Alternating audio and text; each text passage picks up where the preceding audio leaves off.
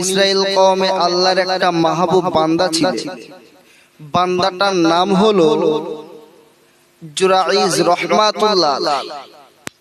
কি নাম? জুরাইজ। আল্লাহর মাহবুব বান্দা ছিল জুরাইজ রহমাতুল্লাহ আলাইহি। তিনি একদিন নামাজে দাঁড়ালেন। নামাজে দাঁড়িয়ে যখন আল্লাহর প্রেমে পাগল হয়ে গেলেন, বাড়ির বাইরে থেকে বিরাট আওয়াজ, বিরাট সাউন্ড। জুরাইজ রহমাতুল্লাহ আলাইহি তিনি নামাজ পড়তে পারছেন না, তানার নামাজের মধ্যে ব্যাঘাত ঘটছে। ওই জন্য জুরাইজ নিজের আম্মাজানকে বললেন, আম্মাজান, আমাকে কি আপনি একটা পারমিশন দেবেন? আম্মাজান বললেন, বাবা খোকা, তুমি কি পারমিশন নিতে চাও? বলল, আম্মাজান, আপনি যদি আমাকে পারমিশন দেন তাহলে আমি এই বাড়ি থেকে বিদায় নিয়ে একটু নীরব নিথর জায়গায় যাব, জঙ্গলে যাব, গিয়ে আল্লাহর ইবাদত, উপাসনা, তাসবিহ, তাহলিল, জিকির আজগার করব। আমি এই বাড়িতে আল্লাহর প্রেম বিনিময় করতে পারছি না, আমাকে অসুবিধা হচ্ছে। কি হচ্ছে? অসুবিধা হচ্ছে। কি জন্যে? নামাজের জন্য। আর আজকাল আমার আপনার ঘরের যুবক জওয়ান ছেলে পিলেরা নামাজের সময় হলে তারা নামাজের সময়টা অ্যালার্ম হিসাবে ব্যবহার করছে না, করেনি? তারা নামাজের সময়টা অ্যালার্ম হিসেবে ব্যবহার করছে। কেমন? এই জন্যই বললাম অ্যালার্ম হিসাবে ব্যবহার হচ্ছে। ওরা আগে থেকে মিটিং করে নিচ্ছে, যখন ভোরবেলার আজান হবে, ফজরের আজান হবে, তখন আমাদের ঘুমাতে হবে। ওটা হলো ঘুমানোর সময়। যখন দুপুরের আজান হবে, তখন ওরা ওদের আড্ডাটা ছেড়ে দিয়ে গোসলের দিকে রওনা দেবে, নামাজের জন্য নয়। ওই সময়ে লক্ষ্য করে দেখবে কিছু যুবক জওয়ান ছেলে আছে, তারা নামাজখানা ছেড়ে দিল। জোহরের আজান হয়ে গেল, মসজিদে মুয়াজ্জিন আজান দিচ্ছে, তোমরা মসজিদে এসো নামাজের জন্য। কিসের জন্য? নামাজের জন্য। কিন্তু আমার আপনার ঘরের জওয়ান যুবক ছেলেরা মসজিদে নামাজের জন্য আসেননি। কোথায় গেছে? গোসল করার ওয়াক্ত করে নিয়েছে। তো আল্লাহর ওলি জুরাইজ রাহমাতুল্লাহ আলাইহি লক্ষ্য করে দেখা গেল নিজের আম্মাজানের কাছ থেকে বিদায়খানা নিয়ে নিলেন। বিদায়খানা নেওয়া হয়ে গেল। হযরতে জুরাইজ রাহমাতুল্লাহ আলাইহি তার ঘরটাকে ছেড়ে দিয়ে একটার পর একটা জঙ্গল অতিক্রম করা শুরু করলেন। একটার পর একটা জঙ্গল অতিক্রম করা শুরু হয়ে গেল। যখন একটা গভীর জঙ্গলে চলে গেলেন, ওই জঙ্গলে গিয়ে একটা কুঠির তৈরি করলেন, ঘর তৈরি করলেন। ওখানে ঘর করে আল্লাহর ইবাদতে মশগুল হয়ে গেলে। একদিন হয়ে যায়, দুদিন হয়ে যায়, 3 দিন হয়ে যায়, মায়ের চিন্তাটা বেড়ে যায়। আমার ছেলে আল্লাহর ইবাদত করার জন্য জঙ্গলের দিকে রওনা দিল, জঙ্গলের দিকে চলে গেল। আমার ছেলেটা কেমন আছে? আমার ছেলেটা কেমন আছে? আমি তো জানি না, আমি তো জানি না।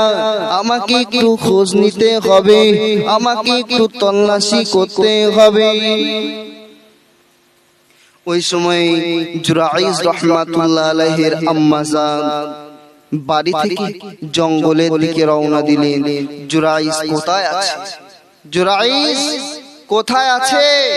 নিজের আম্মাজান বাড়ি থেকে বার হয়ে জঙ্গলের দিকে যেতে লাগলেন। একটা দুটো জঙ্গল, 3টে জঙ্গল অতিক্রম করে দেখতে পেলেন জঙ্গলের মধ্যে একটা ঘর নির্মাণ করা আছে। ওই সময় লক্ষ্য করলো তাহলে এটাই আমার ছেলে জুরাইস, এখানেই থাকে, অন্য কোথাও নয়, তাহলে আমার ছেলেকে আমি এখানেই পাবো। মুসলমান ঘরের ছেলে মেয়েরা, বাড়া তরুণেরা, জুরাইস রহমাতুল্লাহ আলাইহি আল্লাহর প্রেমে মশগুল হয়ে গেলেন, আল্লাহর প্রেমে ফানা হয়ে গেলেন, আল্লাহর প্রেমে মশগুল হয়ে গেলেন, আল্লাহর প্রেমে ফানা হয়ে গেলেন, আল্লাহর প্রেমে মশগুল হয়ে গেল। বাইরে থেকে নিজের আম্মা জান এসে ডেকে বললেন, ও বাবা জুরাইস, আমি অন্য কেউ নয়, আমি গোলাম তোমার মা, আমি গোলাম তোমার মা, তুমি কি আমার সঙ্গে সাক্ষাৎ করবে, তুমি কি আমার সঙ্গে সাক্ষাৎ করবে? ওই সময় জুরাইস আল্লাহর প্রেমে মশগুল হয়ে গেল, আল্লাহর প্রেমে পাগল হয়ে গেল। বাইরের কথাটা খেয়াল করে না, বাইরের কথাটা স্মরণ করে না। ওই সময় নিজের আম্মা জান একবার নয়, দুবার নয়, তিনবার ডেকে যখন দেখলেন জুরাইস কোনো সাড়া দেন না, জুরাইস কোনো উত্তর দেন না, নিজের আম্মা জান বুক ভরা ব্যথা নিয়ে, বুক ভরা কষ্ট নিয়ে ওখান থেকে রওনা দিয়ে আবার নিজের বাড়ির পথে রওনা দিল। নিজের বাড়ির পথে যাওয়ার পরে আবার যখন পরের দিন এসে বললেন, তাহলে প্রথম দিন তো আমার সন্তানের সঙ্গে আমাকে দেখা হলো না, তাহলে আজ দ্বিতীয় দিন আমি আমার সন্তানের কাছে যাই। কোথায় যাবে? নিজের ছেলে আছে সেখানে দেখা করতে যাবে। আবার গেলে গিয়ে আবার জিজ্ঞাসা করলে, বাবা জুরাইস, আমি তোমার আম্মা জান চলে এসেছি, তুমি আমার সঙ্গে কি সাক্ষাৎ করবে না? কি বললেন? আমার সঙ্গে কি আপনি সাক্ষাৎ করবেন না? নিজের আম্মা জান বড় ব্যথায় ব্যথিত যে সন্তানকে দুনিয়ার বুকে ভূমিষ্ঠ করলে সেই সন্তানকে ডেকে পাচ্ছেন না, মায়ের বড় কষ্ট হচ্ছে। ওই সময় জুরাইস ভাবতে লাগলে, আমি তো আল্লাহর প্রেমে ফানা হয়ে গেছি, আমি তো নামাজে দাঁড়িয়ে গেছি, তাহলে এই নামাজটা আদায় করে নিয়ে আমি আমার মায়ের সঙ্গে সাক্ষাৎ করব। নিজের মা ভাবতে লাগলে, আমার ছেলে আমার সঙ্গে সাক্ষাৎ করে না। আবার নিজের সন্তানের জায়গাটা ছেড়ে দিয়ে নিজের মা বাড়ির পথে রওনা দিল, বাড়ির পথে চলে গেল। একদিন হয়ে গেল, দুদিন হয়ে গেল, নিজের ছেলেটার সঙ্গে সাক্ষাৎ হলো না। তৃতীয় দিন আবার এলে, ও বাবা জুরাইস, তুমি কি আজকে আমার সঙ্গে সাক্ষাৎ করবে না? তুমি কি আজকে আমার সঙ্গে দেখা করবে না? আবার ডাকলেন। জুরাইস দেখছেন আমি নামাজে দাঁড়িয়ে গেছি, নামাজটা আদায় করে নিয়ে মায়ের সঙ্গে দেখা করি, হয়ে যাবে, কিন্তু নয়। জুরাইস তো নামাজে দাঁড়িয়ে গেলেন, মায়ের উত্তরের জবাব কিভাবে দেবে? সে তো আল্লাহর প্রেমে পাগল। ওই জন্য জুরাইস ভাবলেন আমি নামাজটা আদায় করে নিয়ে মায়ের সঙ্গে সাক্ষাৎ করি। কি করে? নামাজটা আদায় করে নিয়ে মায়ের সঙ্গে সাক্ষাৎ করি।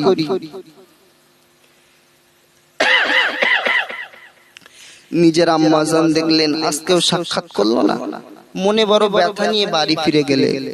বাড়ি যাওয়ার পথে নিজের মা বললেন, আল্লাহ, এমন একটা ছেলে জন্ম দিয়েছি খালি তোমার ইবাদত উপাসনা করে, আমার তো মোটেও খোঁজ নেয় না, তাহলে তুমি আমার এই ছেলেটাকে একটা কি বললেন, বদদোয়া করলেন। কি বদদোয়া? আমার ছেলেটাকে আপনি একটা মহিলা কেলেঙ্কারিতে জড়িয়ে দেন, আমার ছেলেটাকে আপনি মহিলা কেলেঙ্কারিতে জড়িয়ে দেন, তাহলে আমার সন্তান যদি ঠিক হয়ে যায়, আমার সঙ্গে সাক্ষাৎ করে, আল্লাহ পাক মায়ের দোয়া কবুল করবে না? করবে না? কথা বলে না, জোরে বলেন।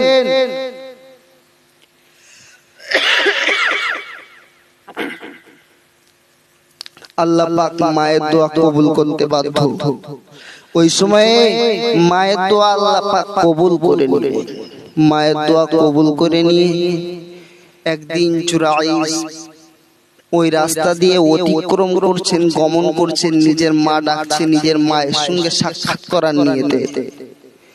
যখনই সাক্ষাৎ করার নিয়তে বার হলে তখন লক্ষ্য করে দেখছে পাশে একটা বিরাট আকৃতির পাহাড়। ওই পাহাড়ের উপরে একটা যুবতী মেয়ে দাঁড়িয়ে আছে। যুবতী মেয়েটা ডাকছে, জুরাইজ তোমার সঙ্গে আমার একটা দরকার আছে, তুমি কি আমার একটু হেল্প করবে? ওই সময় জুরাইজ বললেন, হেল্প তো করতেই পারি, কারণ আল্লাহ পাক আল্লাহ তাআলা মানুষের প্রতি দয়া দেখাতে বলেছে। ওই সময় জুরাইজ ওই পাহাড়ের উপরে অতিক্রম করলেন, উঠলেন।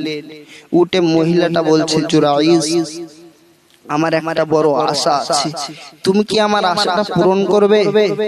জুরাইজ বললেন, কি আশা? বললেন, আমার বিরাট শখ জেগেছে, এই পাহাড়ে কেউ তো নেই, আমি আর তুমি আছি, আমার শারীরিক চাহিদাটা মিটিয়ে দেবে। কি বললেন? শারীরিক চাহিদাটা মিটিয়ে দেয়। জুরাইজ বললেন, এই পাহাড়ে কেউ নেই, এই গভীর এই পাহাড়ে তো কেউ নেই, আমি আর তুমি রয়েছি, আমার সঙ্গে আমার রব আছে, তিনজন। তাহলে আমি তোমার সঙ্গে কোনো শারীরিক চাহিদা মিটাতে পারি না, আমাকে মাফ করেন, আমাকে ক্ষমা করেন বলে জুরাইজ পাহাড় থেকে নেমে আবার সেই বাড়ির পথে রওনা দিল। আর ওই মহিলাটা নিচে এসে দেখলেন একটা রাখাল ছেলে দাঁড়িয়ে আছে, কিছু দুম্বা নিয়ে চড়াচ্ছেন। ওই রাখাল ছেলেটার সঙ্গে শারীরিক সম্পর্ক মিটিয়ে নিলেন, শারীরিক চাহিদা মিটিয়ে নিলেন, যৌন চাহিদা মিটিয়ে নিলেন।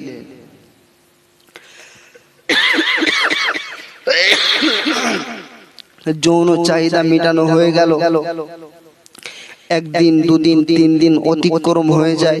আরে ভাই, একটা মহিলা যদি গর্ভবতী হয় তাহলে তো তার শারীরিক গঠন আপডেট হয় না, একটু এক্সচেঞ্জ হয়, সামনে পেটটা একটু উঁচু হয়, ভারী হয়, চেহারাটা ভারী হয়।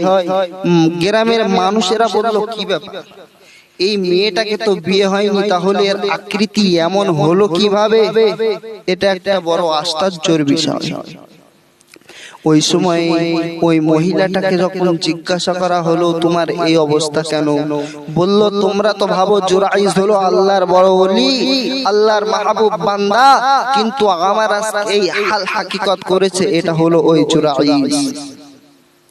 কারোর মাথায় কাজ করে না, সবার মাথা খারাপ হয়ে গেল। বাবা, ইস, ছেলেটাকে এত মহাব্বত করতাম, ভালোবাসতাম, ছেলেটা এমন একটা কাজ করলো। বড় কষ্ট পেলেন, আফসোস পেলেন গ্রামের মানুষ।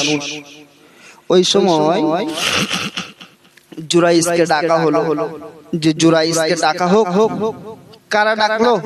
এই এখন যেমন গ্রামে একটা কিছু হলে গ্রামের বয়স্ক মানুষ যারা রয়েছে, মোড়ল জাতিকে বলা হয়। মোড়ল বোঝেন? কারা? যারা বিচার করতে বসে, বিচার সালিশ করে না, সেই মোড়লরা বসলো। বসার পরে তারা জুরাইজকে রাখলো, বলল, জুরাইজ তুমি এমন একটা কাজ করেছো, তাহলে তো তোমার জন্য বিচার করতেই হয়। জুরাইজ বললেন, আমি তো করিনি, কিন্তু আমার কাছে তো কোনো প্রুফ নাই। কি নাই? প্রুফ নাই, আমি তো কিছু করিনি। আমি যদি করতাম তাহলে আপনারা আমার উপরে অত্যাচার করতে পারতেন, সাজা দিতে পারতেন, কিন্তু আমি করিনি। তার পাশাপাশি আমার কাছে কোনো কি নাই, প্রুফ নাই। প্রুফ আছে? জি না, প্রুফ নাই।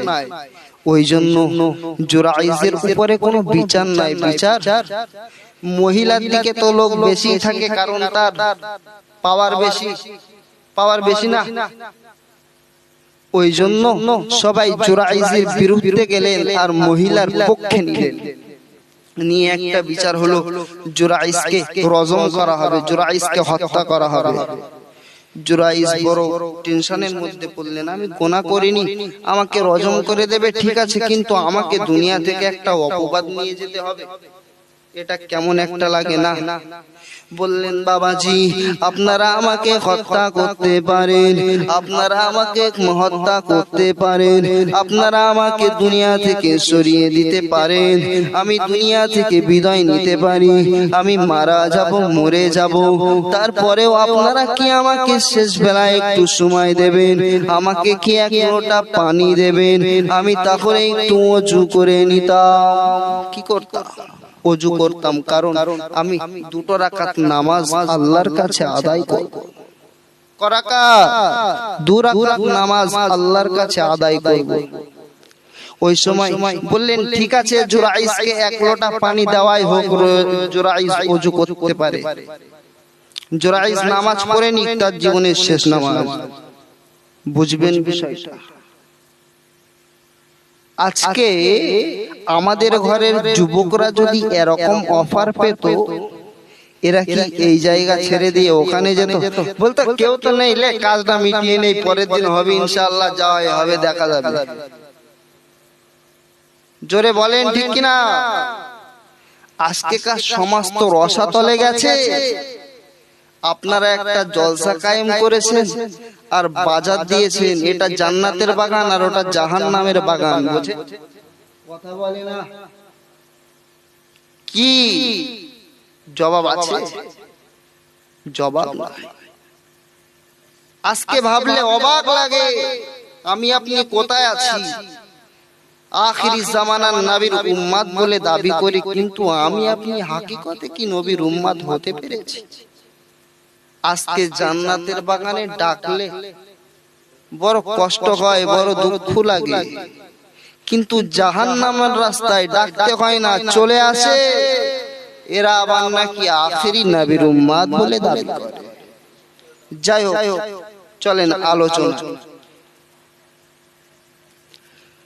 আল্লাহর ওলি জুরাইজ রাহমাতুল্লাহ আলাইহি 1 লোটা পানি নিয়ে ওযু করে নিলেন। ওযু করে নিয়ে আল্লাহর নামাজে দাঁড়িয়ে গেলেন। আল্লাহর নামাজে দাঁড়িয়ে গেলেন, আল্লাহর সঙ্গে প্রেম বিনিময় করেন।